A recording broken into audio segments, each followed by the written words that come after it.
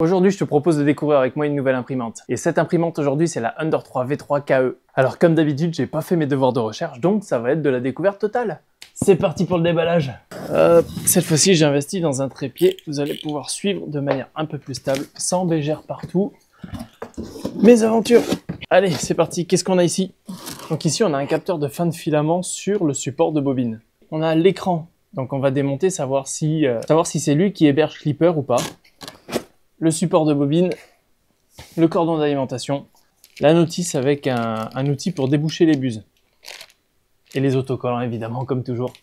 Un petit échantillon de filament et on a les outils avec. Donc, dans les outils, on a un petit tournevis plat, des petites clés à laine et des clés pour la buse certainement. On a cette fameuse pince bleue pour couper le filament.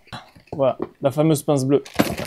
On a de la graisse, on a une clé USB. On a une buse de rechange, ça c'est bien, et ça c'est un support pour tenir la nappe qui va sur la tête d'impression. Donc on va voir ça plus tard. On a des vis, on a d'autres vis, on a encore des vis, et l'échantillon de filament. Ensuite, on descend d'un étage, et on se retrouve avec le haut de l'imprimante. Hop.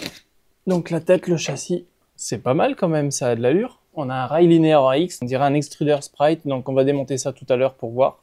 Et ici on a un double axe Z avec un seul moteur. Ah, il y a quelque chose d'amusant que je viens de voir, c'est qu'en fait, le capteur de fin de course en X, il est maintenant sur la tête directement et il est plus sur le châssis. Voilà, on a juste la butée sur le châssis. La dernière partie, c'est la base. Sur l'axe Y, on se retrouve avec deux tiges de roulement linéaire. Et déjà, on a un petit jeu, alors on va régler ça tout de suite. Je pense que c'est juste quelques vis à resserrer et on va utiliser les outils fournis avec. Quand on monte l'imprimante, c'est vraiment important de tout vérifier parce que ici, avant de monter complètement l'imprimante, on a la place pour pouvoir régler tout ça. Déjà, j'ai un petit jeu ici sur la tige de roulement linéaire. Donc, je vais resserrer. On va resserrer toute la tige. Voilà. Là, j'en ai encore un.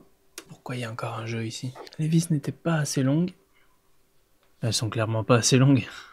Voilà un premier défaut en fait, c'est que quand on veut serrer la tige de roulement linéaire avec les vis fournies, les vis sont trop courtes et ça vient même pas toucher la tige de roulement linéaire. Bon, on va arranger lui, le plateau, à mon avis il est pas serré. Bon, il y a toujours du jeu, donc je vais le sortir au complet. Je pense que ce sont les vis au niveau des chariots. Non, j'ai encore du jeu. Je vais tout démonter. Je ne veux pas de jeu sur une imprimante neuve. Alors je sais pas si on le voit, le jeu qu'il y a. Il y a du jeu. Il y a du jeu ici. Il y a du jeu ici. Évidemment, les vis sont trop courtes. Voilà, j'ai sorti un chariot et le jeu, en fait, vient clairement des chariots. Le seul moyen que j'ai trouvé pour réduire le jeu, c'est de le mettre sous contrainte. Je vais lui appliquer une contrainte pendant que je resserre le chariot. Et là, j'ai plus de jeu. Il me restera plus qu'à résoudre ça, mais pour ça, il me faut de nouvelles vis. On peut voir un capteur de pression, donc on sait qu'il va y avoir un Z offset automatique. On peut voir une poulie plus grosse sur le moteur en Y. Et qui dit poulie plus grosse dit forcément une vitesse plus importante. Je pense qu'ils ont fait ça pour augmenter la vitesse. Mais le problème, c'est qu'on va perdre en précision. On risque d'avoir des problèmes de VFA dans le jargon de l'impression 3D. C'est le moment de passer à l'assemblage. On va installer ça tranquillement, comme toujours. Excellent, on passe aux vis. Donc là, pareil, c'est quand même vraiment simple. Il n'y a pas 20 000 empreintes de vis. Donc on ne peut pas les mettre au mauvais endroit. C'est quand même bien expliqué aussi. Faut juste savoir tenir les clés. Voilà, 8 vis plus tard, on peut passer au branchement. Non, c'est pas encore le branchement, il y a encore 3 vis ici. Ça y est, maintenant branchement. À mon avis, c'est lui qui gère Clipper. On branche le capteur de fin de filament et on va installer directement le support de bobine. Pareil, toujours aussi simple. Bon, on peut pas le mettre où on veut. Il y a des empreintes destinées. C'est l'imprimante simplifiée au maximum. Voilà. J'arrive même pas à enlever la clé. C'est bon. J'ai tout pété. Qu'est-ce que j'ai fait? Si, bah c'est bon, il s'ouvrait. Mais pas plus que ça. Ok. On vient faire passer le câble ici. Alors ça, c'est toujours indiqué. On branche l'axe X. Et l'imprimante est prête. Il n'y a plus qu'à la mettre en marche. Toujours vérifier la tension ici. Moi, elle n'est pas bonne. Et voilà. 115 volts. Parfait. Allez, première mise en marche.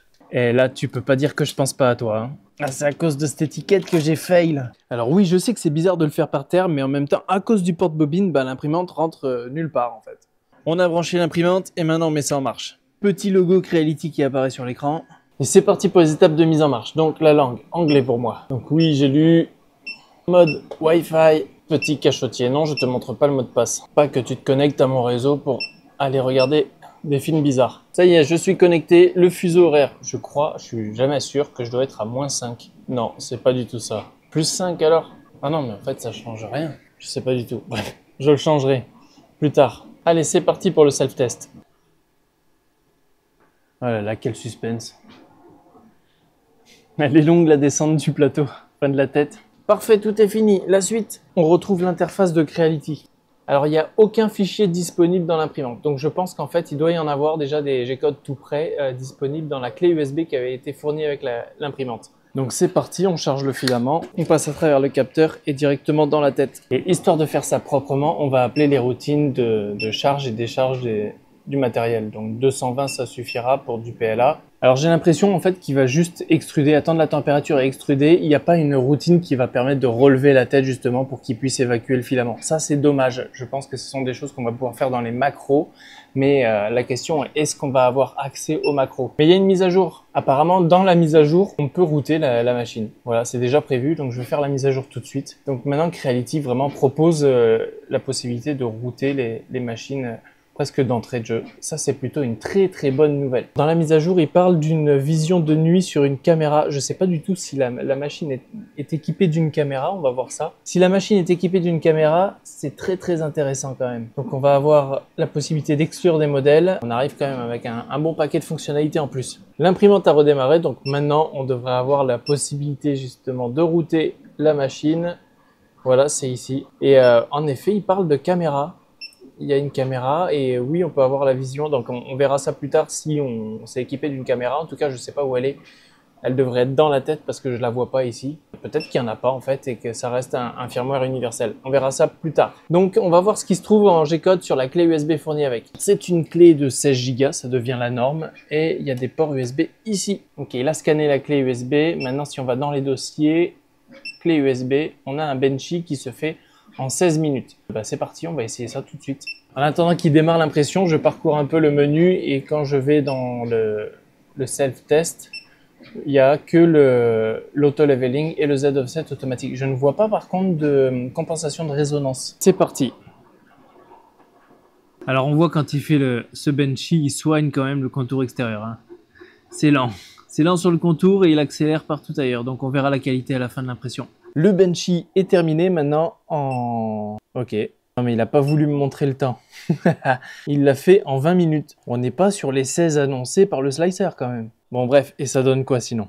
Bon, il est quand même pas mal. Alors j'imagine que ce sont des couches de 0.24 ou 0.25. Mais ce qui m'inquiète, c'est comme il a ralenti pour les contours extérieurs, est-ce qu'il y a une compensation de résonance sur cette machine? Donc on va voir ça ensemble. Ici, il y a optimisation de vibration. Ok. Alors il me dit qu'il ne trouve pas de capteur et que je devrais acheter un accessoire sur la boutique officielle. Donc la Under 3 V3 KE n'est pas équipée d'un accéléromètre qui permet de gérer la compensation de résonance. Et il est là notre compromis de l'imprimante. Il a fallu faire ce compromis pour avoir clipper, un rail linéaire en X, un capteur de fin de filament, le nivellement automatique et le Z-offset automatique. Pour le slicer, on peut utiliser Creality Print et on a un profil exprès pour la Under 3 V3 KE, mais j'ai une petite voire grande préférence pour Orca Slicer, qui propose aussi un profil d'impression pour la Under 3 V3 KE. Alors on va tester le profil de base sans modification et pour ce test, on va imprimer cette chouette qui s'imprime sans support.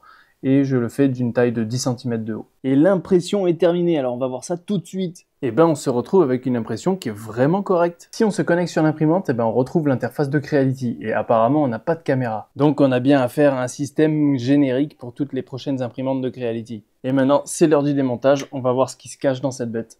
Et on va commencer par la tête d'impression. Heureusement il n'y a que 3 vis. Alors on découvre. Ok, donc on a à peu près le même bloc de chauffe, on va dire que les K1, le radiateur n'est pas totalement le même. On a l'éternel extrudeur Sprite qui a un certain succès sur ces machines. Et donc on a toute une carte auxiliaire avec le capteur de fin de filament qui est ici, un driver moteur, le Sear Touch, mais sans surprise, je ne vois pas de caméra. Alors c'est une buse en laiton, qui est complètement en laiton. Ici on n'est pas sur de l'acier trempé, acier renforcé, donc ça va être une pièce d'usure, qui va s'user plus rapidement parce que même en acier ça reste une pièce d'usure. Ça m'étonnerait que ça soit une buse licorne. J'ai l'impression que les buses licornes sont sorties après la machine. Oui, il y a une vis derrière pour tenir le heat break, donc ce n'est pas une buse licorne. Il faudra changer les buses à l'ancienne. On va pouvoir remonter tout ça. Je vais éviter de coincer des fils de ventilateur. Ok, allez, la suite. C'est parti pour voir ce qui se cache dessous. Ok, Alors, qu'est-ce qu'on a derrière tout ça? Donc là, on retrouve une carte mère qui clairement ne gère pas Klipper. Ici, on a la connexion pour le capteur de fin de filament. Et on peut voir qu'on a quand même quelques ports de libre. Alors, est-ce qu'on va avoir accès à certains accessoires disponibles? Je ne sais pas. Ici, c'est marqué LED. Ici, LCD pour un écran classique. Et là, c'est rien marqué. Donc, c'est bien ce que je pensais. Klipper est géré là-dedans. Et maintenant qu'on a bien exploré, qu'on s'est bien amusé, eh ben c'est reparti pour le remontage. Voilà, c'est tout pour moi pour cette imprimante. C'est quand même une imprimante qui est pas mal équipée pour sa gamme. Maintenant, qu'est-ce qu'on pourrait lui reprocher à part un manque d'accessoires? Bon, il y a peut-être les vis qui tiennent les tiges de roulement linéaire en axe Y, mais ça reste un problème vraiment mineur. Pour ceux qui veulent s'initier à Klipper et qui ont un petit budget, je pense que c'est l'imprimante idéale. Voilà, c'est tout pour moi pour cette vidéo. Si t'as aimé ce nouveau format, laisse-le moi savoir en mettant un like. Dis-moi ce que tu penses de cette machine en commentaire. Et si tu veux voir d'autres présentations de machines, bah pense à t'abonner. En tout cas, merci d'avoir regardé la vidéo jusqu'au bout et on se retrouve la semaine prochaine pour une nouvelle vidéo.